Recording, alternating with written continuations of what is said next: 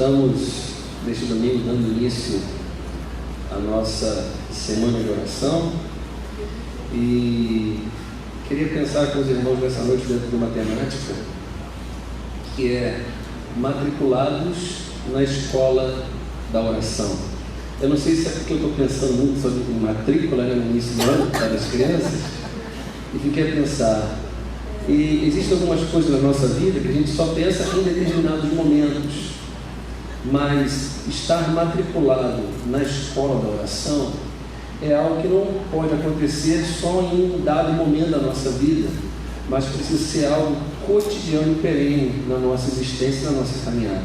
Então nós vamos pensar nessa noite sobre a importância de nós estarmos matriculados na escola da oração. Se você puder ficar de pé em reverência à palavra de Deus, ao Deus dessa palavra, abra no texto de Lucas 11, o texto que foi ministrado pela manhã. A gente vai partir desse texto também nessa noite, da oração que o Senhor Jesus ensinou.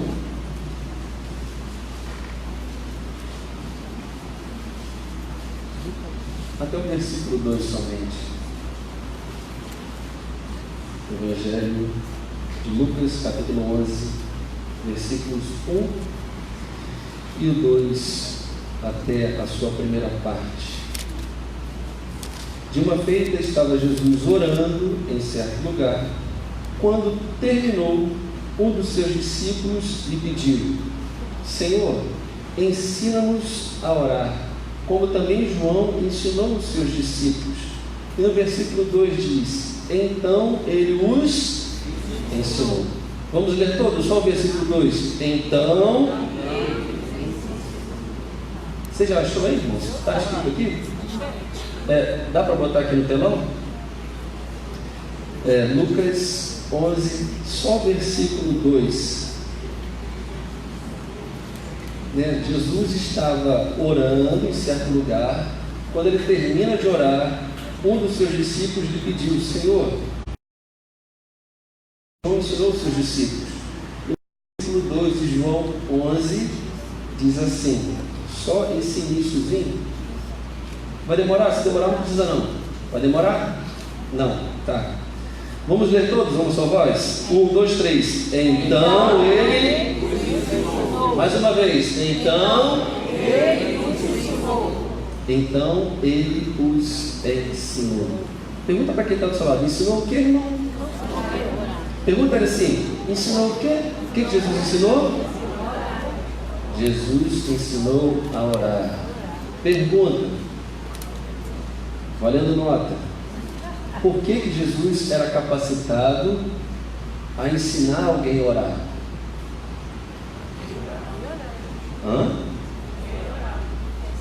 Porque ele era habilitado, porque ele orava. Não há como nós ensinarmos nada que a gente não viva na prática. Coloque a mão no seu coração. Senhor, entregamos esse momento em tuas mãos de reflexão dessa palavra, em que precisamos compreender a importância de estarmos matriculados na escola da oração. Nos ajuda a compreender, a discernir, mas acima de tudo, ao entendermos e compreendermos, nos ajuda a vivermos essas verdades na nossa vida, porque se assim fizermos, nós veremos a nossa vida sendo transformada pelo poder da oração. Entregamos esse momento em tuas mãos e fazemos isso em nome de Jesus, que você possa dizer amém. Pode tomar o seu lugar, por gentileza. A título de introdução, eu sinto uma frase do Spurgeon, que ele diz que sempre que Deus deseja realizar algo, ele colocava o seu povo para orar. Sempre que Deus desejava realizar algo, primeiro ele colocava o povo para orar. Deus deseja fazer algo nas nossas vidas no ano de 2020. Você crê nisso, você pode levantar as suas mãos e dizer: eu creio nisso.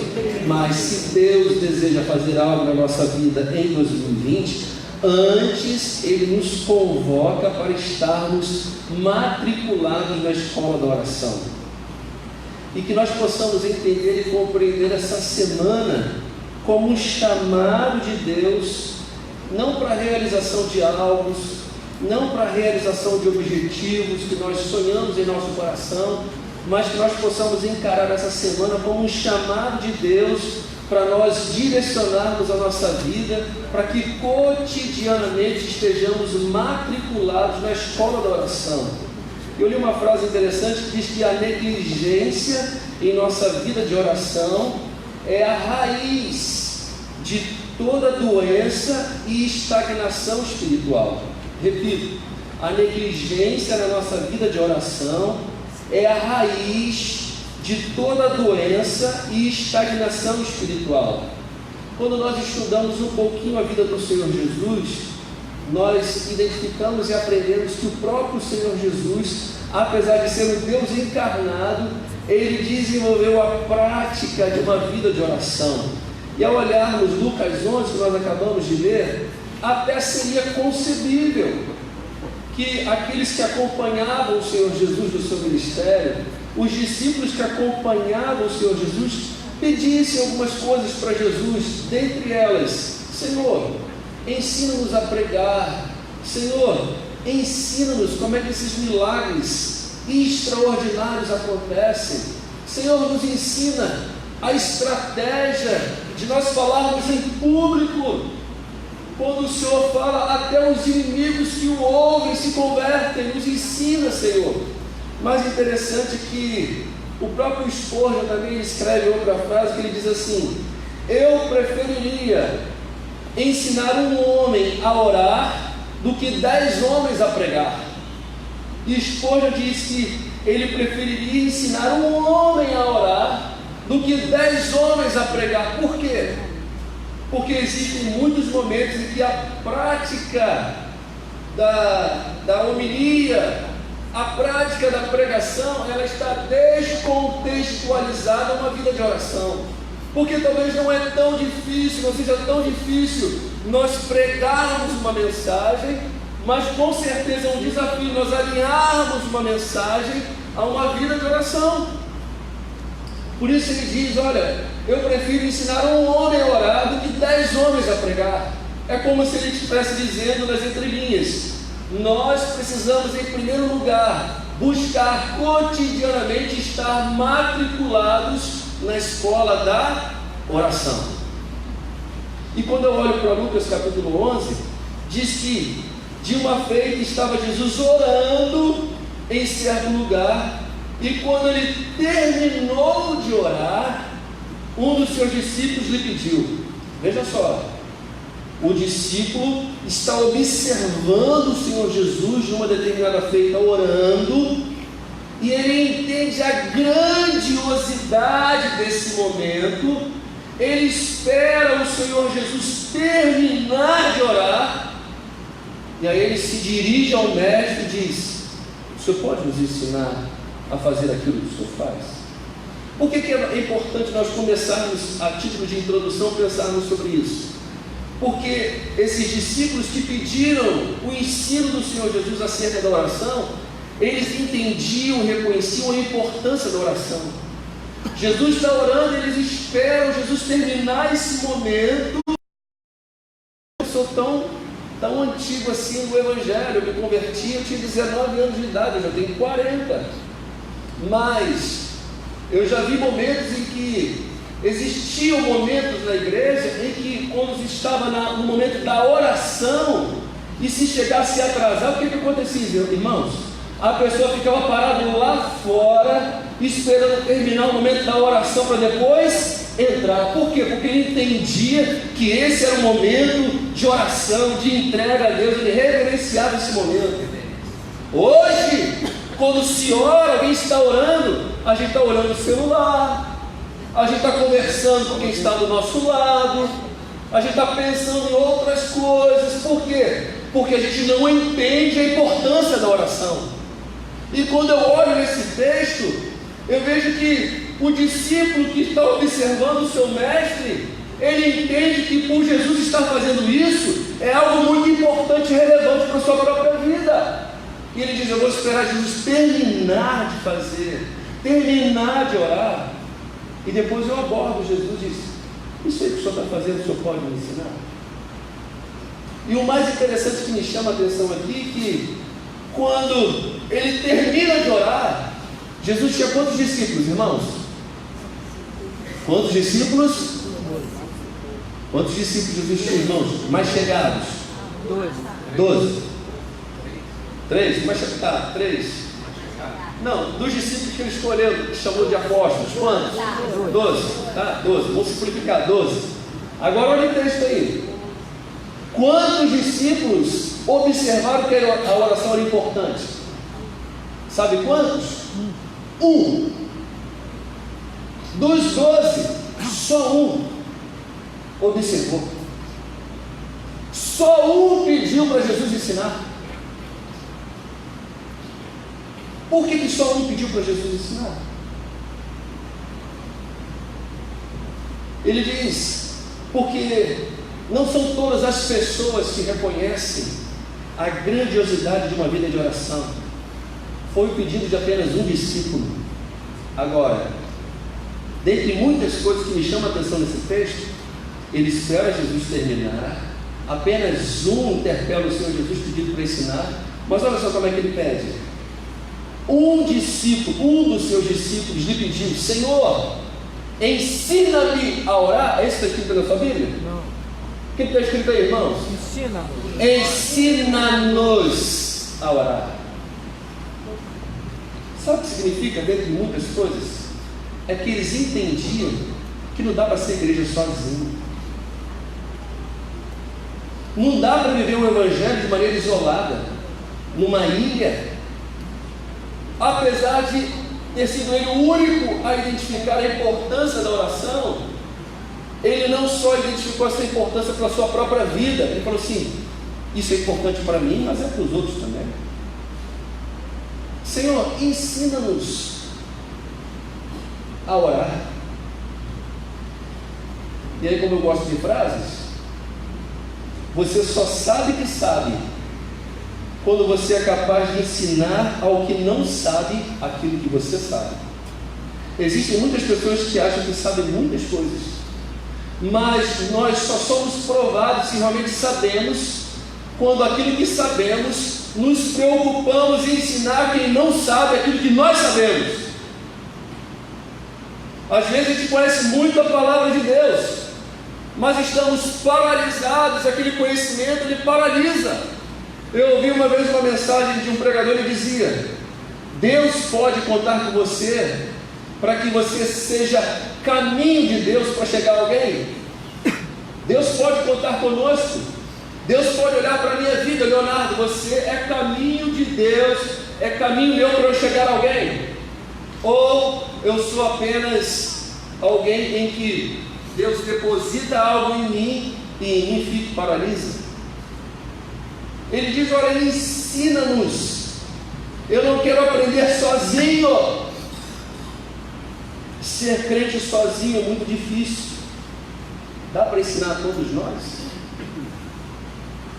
Pedido do discípulo: permita-nos estar matriculados na escola da oração.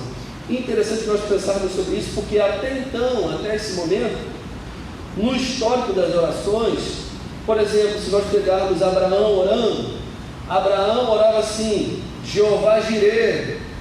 Moisés orava: o Senhor é a minha bandeira. Gideão orava: Jeová Shalom. Davi orava: o Senhor é o meu pastor.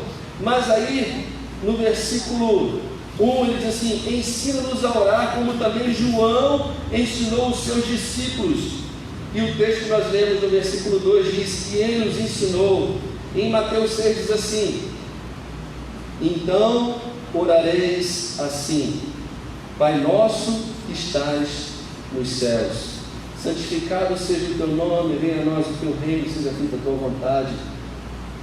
Por que ele fala Pai nosso? Porque chamar Deus de Pai para eles era estranho.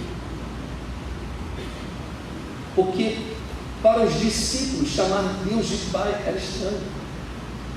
E aí Jesus diz: olha, por isso que talvez em João 17 na oração, e fica como tarefa de casa você ler a oração sacerdotal do Senhor Jesus, e no final da oração sacerdotal de Jesus, em João 17, ele diz assim: eu vou ensinar para vocês um nome que vocês ainda não conhecem. Pode levar João 17, 25 e 26, e diz assim: Pai justo, o mundo não te conheceu, eu porém te conheci, e também estes compreenderão que tu me enviaste, e eu lhes fiz conhecer o teu nome, um nome que eles ainda não conheciam. O Evangelho de Lucas é o livro que mais fala sobre a vida de oração do Senhor Jesus, e através dos exemplos da vida do próprio Senhor Jesus, eu gostaria de tirar algumas lições de como é importante estarmos matriculados na escola da oração.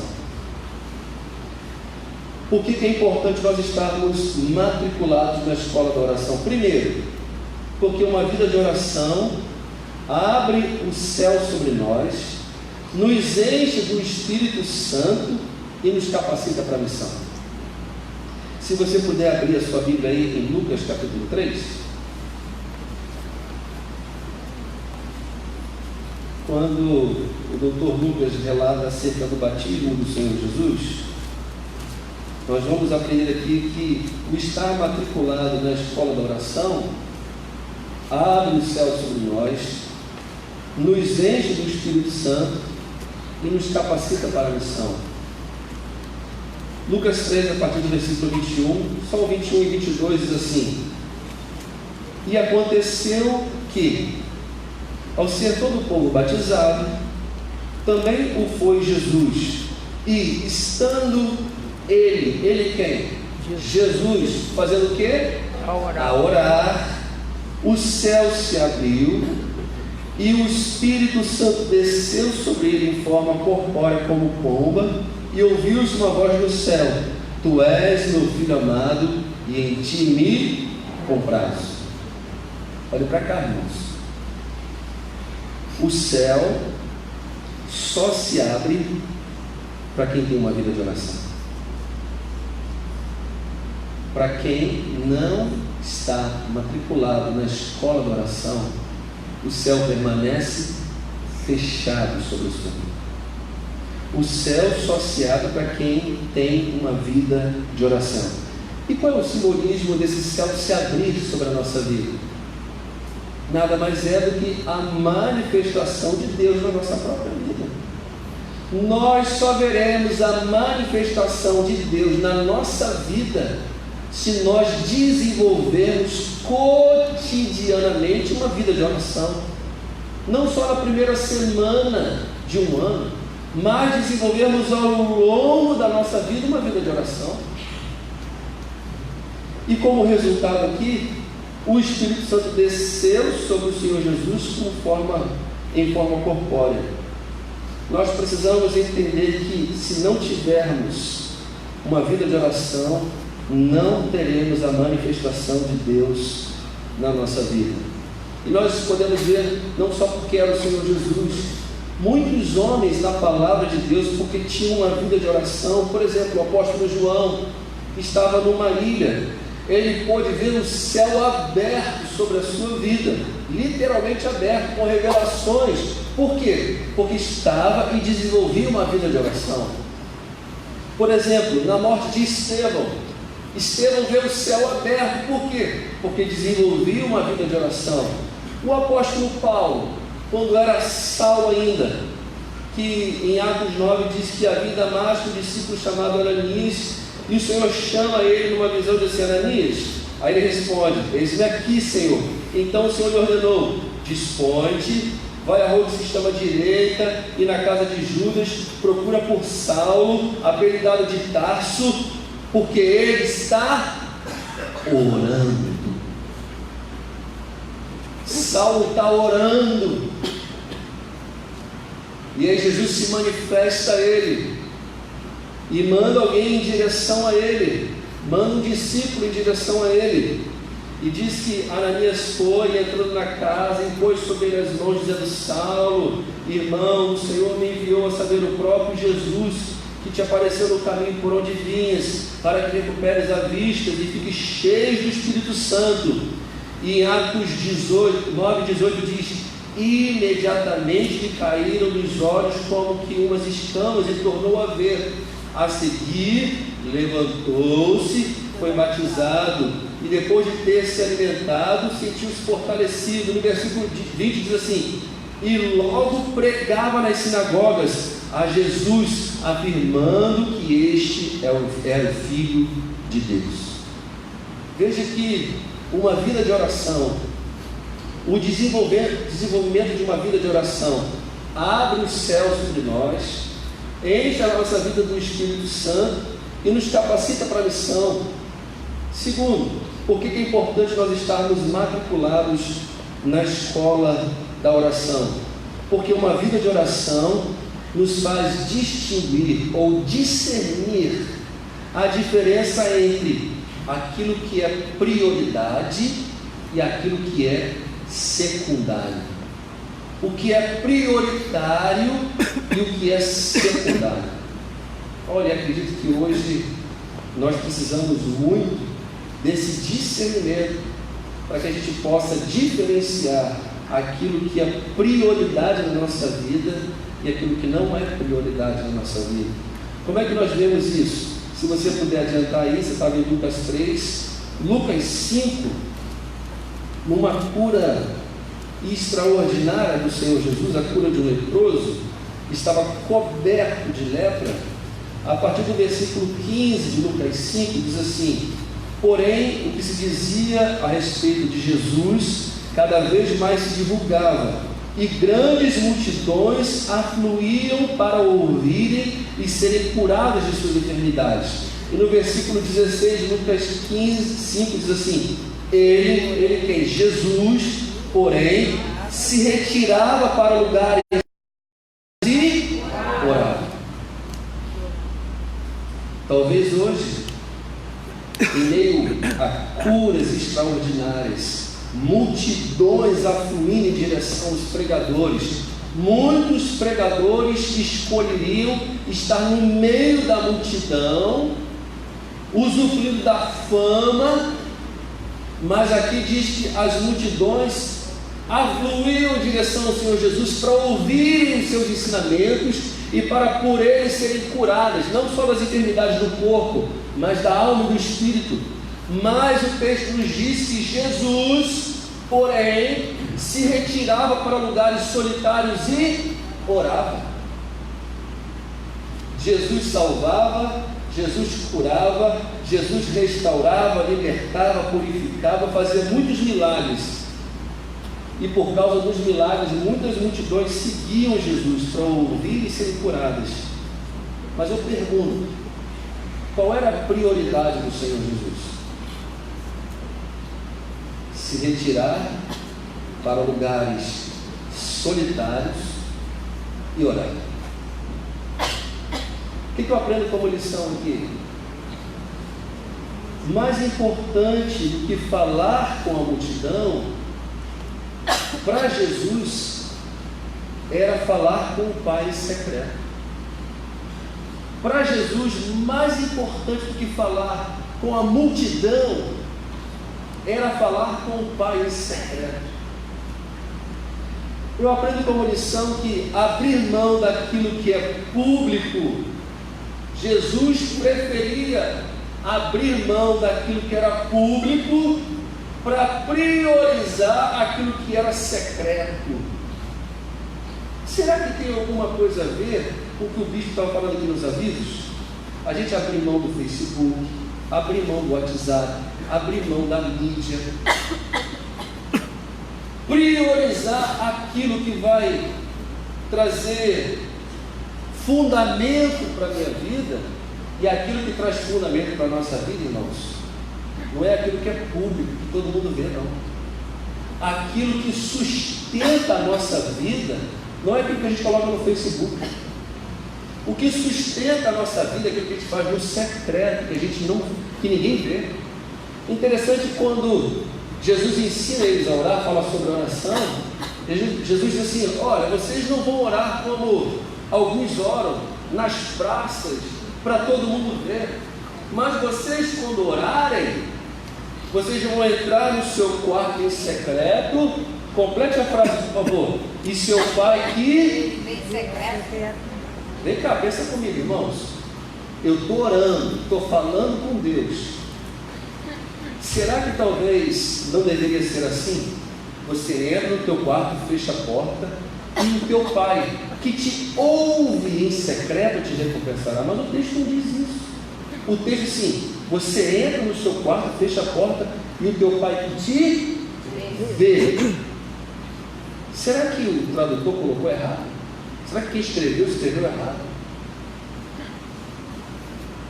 Por que ele não diz ouve, mas diz vê?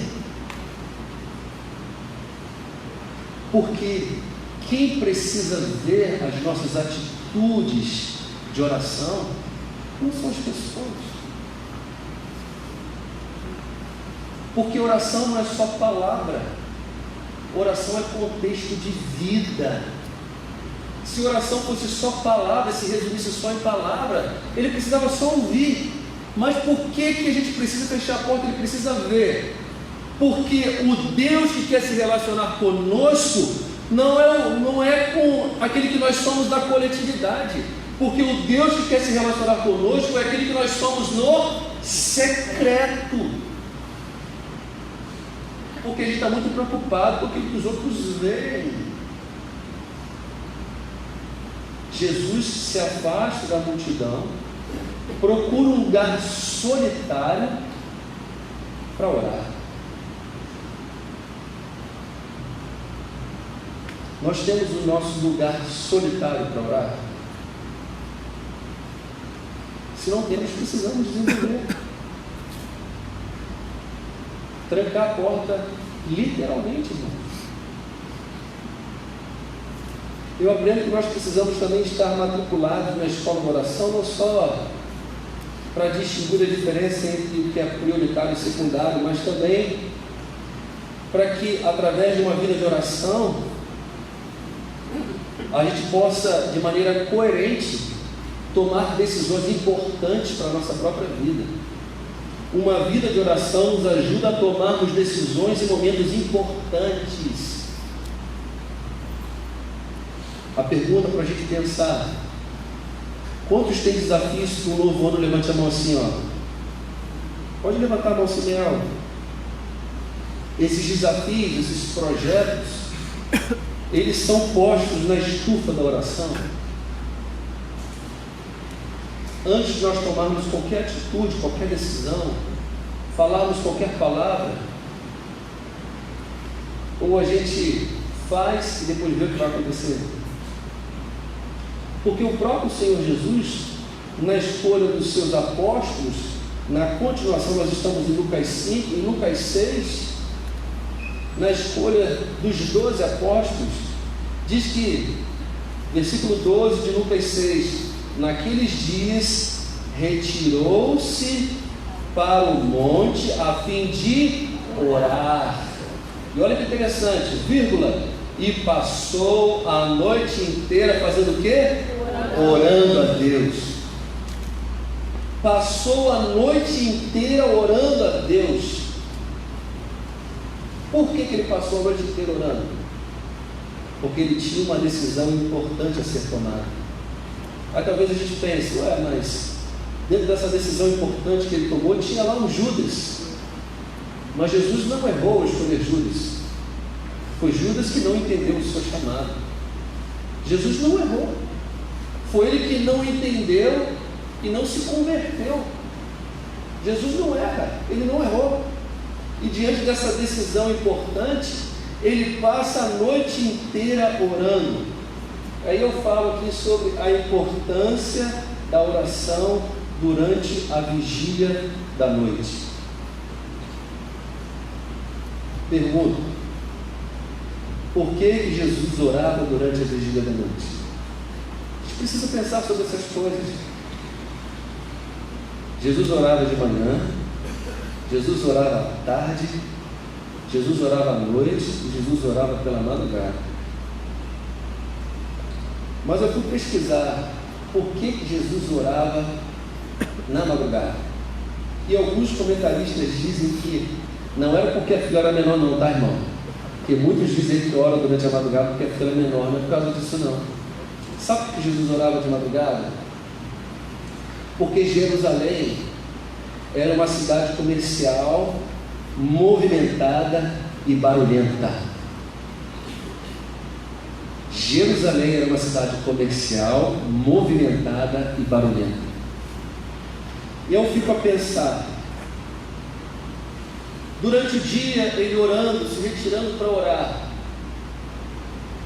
no movimento do comércio, essa cidade movimentada, do barulho, nós podemos orar enquanto está barulho? Podemos. O bispo está falando aqui sobre o som alto.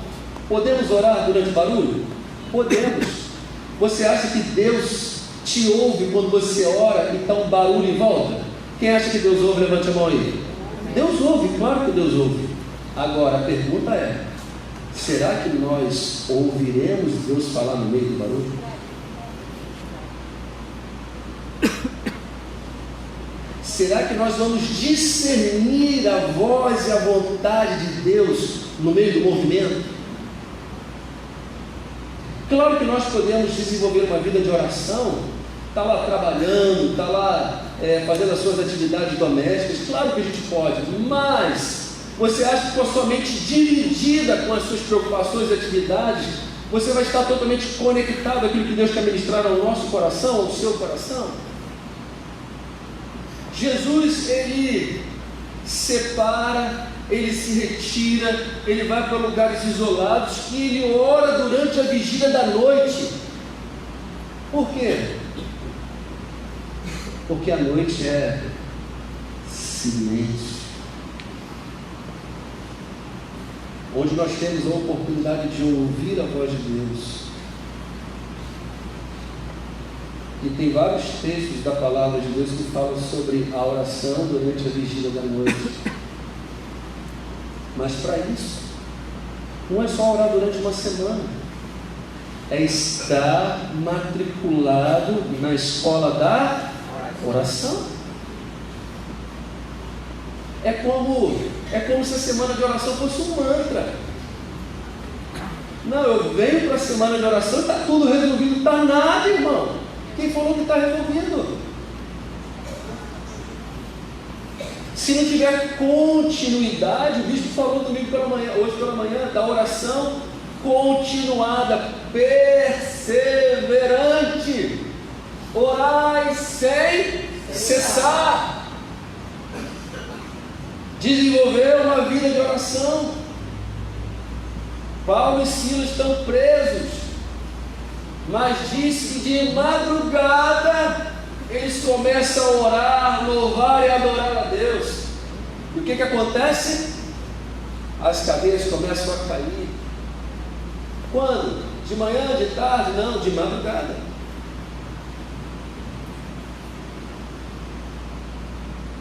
Diante da tristeza de Sião, Jeremias chora em Lamentações capítulo 2, e ele diz assim: levanta-te, clama durante a madrugada, no princípio das vigílias, derrama como água o coração perante o Senhor, levanta a Ele as mãos pela vida dos teus filhinhos, que desfalecem de fome e entrada das tuas ruas.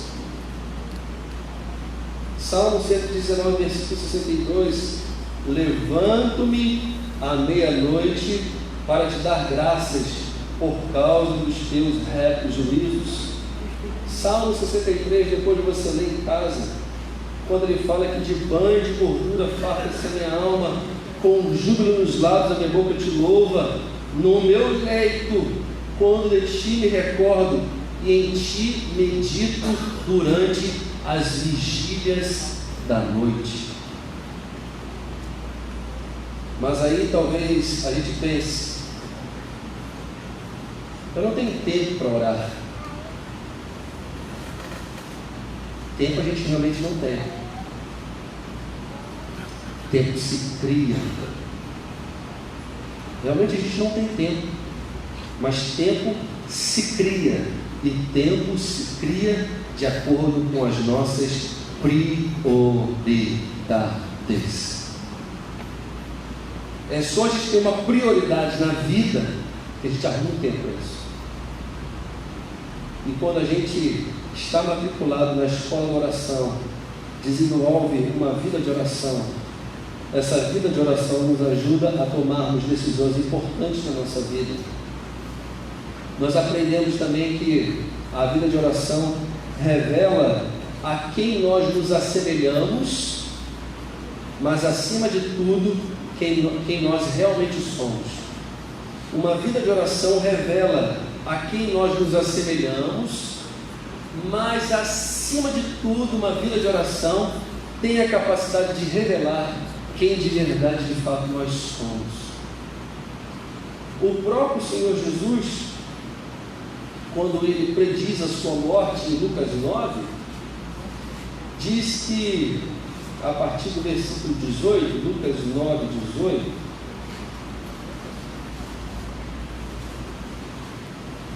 estando Jesus orando à parte, achavam-se presentes os discípulos, a quem perguntou: quem dizem as multidões que eu sou? Responderam eles: João Batista, mas outros, Elias, e ainda outros dizem que ressurgiu um dos antigos profetas. Será que isso seria ruim? Uma comparação, um assemelhamento ou um espelhamento ruim para o próprio Senhor Jesus ser comparado a um dos profetas, ser comparado a João Batista, ser comparado a Elias? Claro que não. Pior seria se, quando Jesus faz a pergunta, ele dissesse: não, eles dizem que o Senhor é parecido com Herodes, eles dizem que o Senhor é parecido com Pilatos, eles dizem que o Senhor é parecido com os fariseus, que dizem para fazer uma coisa, mas não fazem. Mas veja que eles começam a assemelhar, a espelhar o Senhor Jesus com homens de Deus, com homens de oração. Mas veja que ele é assemelhado, mas quem tem uma vida de oração não só se assemelha a alguém, mas acima de tudo mostra quem de verdade é. E aí ele pergunta: mas vós, perguntou ele, quem dizes que eu sou? Então falou Pedro e disse: tu és o Cristo, o Filho do Deus vivo. Então Jesus lhe afirmou: bem-aventurado és Simão Bar-Jonas, porque não foi carne e sangue que te revelaram, mas o meu Pai que está nos céus. É como se Pedro, pelo Espírito Santo, dissesse assim: eu, apesar de eles dizerem que o Senhor é João, é Elias, mas eu entendo, porque pela oração e pelo estilo de vida que o Senhor desenvolve, eu consigo discernir que a glória do Pai, a glória de Deus está na tua própria vida. Você não é Elias, você não é João Batista, mas você é o Filho de Deus. Aleluia. Porque uma vida de oração revela quem nós somos, a nossa identidade, mas não só para os outros. Uma vida de oração revela quem nós somos por dentro. Quando Jesus leva alguns, agora 3, ao monte da transfiguração em Lucas 9, na continuação aí, nós falamos de 18, 19 e 20, no versículo 28 diz que cerca de 8 dias de proferidas essas palavras, tomando consigo a Pedro, João e Tiago, subiu ao monte com o propósito de quê? De orar. Jesus sobe ao monte com o propósito de orar. E aconteceu que enquanto ele orava, não é quando ele falava aos discípulos, mas quando ele orava, a sua aparência a aparência do seu rosto se transfigurou e as suas vestes resplandeceram de brancura. Pergunto, o que é transfigurar? Transfigurar nada mais é do que mostrar ou revelar o que se é por dentro. Isso é transfigurar. É revelar ou mostrar o que se é por dentro. Pela oração, Jesus se revela, ou Jesus se revelar para mostrar aos seus discípulos quem Ele é, não por fora. Porque anteriormente, Ele está perguntando, o que vocês dizem que eu sou? O que a multidão está dizendo que eu sou? Mas agora Ele diz, mas agora eu vou te mostrar de verdade que eu sou por dentro. Em essência, Ele começa a se transfigurar. E quando Ele começa a se transfigurar, diz que a sua aparência, a aparência do seu rosto, se transfigurou e as suas vestes resplandeceram de brancura. Essa brancura nada mais é do que um sinônimo de santidade e de pureza. Quem não tem uma vida de oração, jamais vai conseguir discernir o que é de verdade. Quem não tem uma vida de oração, jamais vai conseguir discernir o que é por dentro. Algumas áreas da nossa vida que só vão nos ser reveladas a nós mesmos. Sabe como, irmãos? Pela oração. Não sei se você já viveu uma experiência assim, que você faz alguma coisa e você diz, meu Deus, não era para ter feito isso. É como se surgisse um eu dentro de você que você nem conhece. De onde eu estava com a minha cabeça que eu fiz isso? Porque existem meandros da nossa humanidade, do nosso ser, que nem nós mesmos conhecemos. Mas que pelo Espírito, através da oração, começa a ser descortinado e revelado a nós mesmos. E quando começa a ser descortinado e revelado a nós mesmos, essa vida de oração que nos revela a nós mesmos, ou que revela a nossa própria verdade, também nos mostra que em Cristo e através de uma vida de oração, nós somos capacitados a vencer essas facetas do nosso próprio eu que a gente nem conhece. Em Cristo e pela oração, pela atuação do Espírito Santo, nós somos capacitados a vencer esse eu que a gente nem conhece. Tudo através de uma vida de oração. E uma vida de oração também tem a capacidade de nos sustentar e nos capacitar a vencermos os momentos de dor, aflição, angústia e sofrimento. Lucas 22, Jesus no Getsemane. Jesus saindo como era de costume para o Monte das Oliveiras. Lucas 22, a partir do versículo 39. E os discípulos o acompanharam. Chegando ao lugar escolhido, Jesus lhe disse: orai para que não entreis em tentação. Ele, por sua vez, se afastou cerca de um tiro de pedra e, de joelhos, orava, dizendo: Pai, se queres, ou se quiseres, passe de mim esse cálice. Contudo, não se faça a minha vontade, e sim a tua. Então lhe apareceu um anjo do céu que lhe confortava. Estando em agonia, orava mais intensamente. E aconteceu que o seu suor se tornou em gotas de sangue caindo sobre a terra. Levantando-se da oração, foi ter com os discípulos e os chamou dormindo de tristeza e disse-lhes: por que estáis dormindo? Levantai-vos e orai, para que não entreis em tentação. Momento de dor, de aflição, de angústia e sofrimento no ministério do Senhor Jesus, que pode ser vencido através da oração. Nós não podemos desistir de uma vida de oração. Você pode levantar assim as suas mãos, uma das suas mãos, e fechar os seus olhos, Diz assim: Senhor, diga assim bem forte: Senhor, me ajude a não desistir e a entender a importância de desenvolver uma vida comprometida com oração. Nós precisamos aprender isso, irmãos. Se nós orarmos, nós vamos passar por lugares onde nunca passamos. Mas, se perseverarmos na oração, nós vamos chegar aonde poucos chegaram. Grave isso no seu coração. Se nós orarmos, nós vamos passar por lugares onde poucos passaram.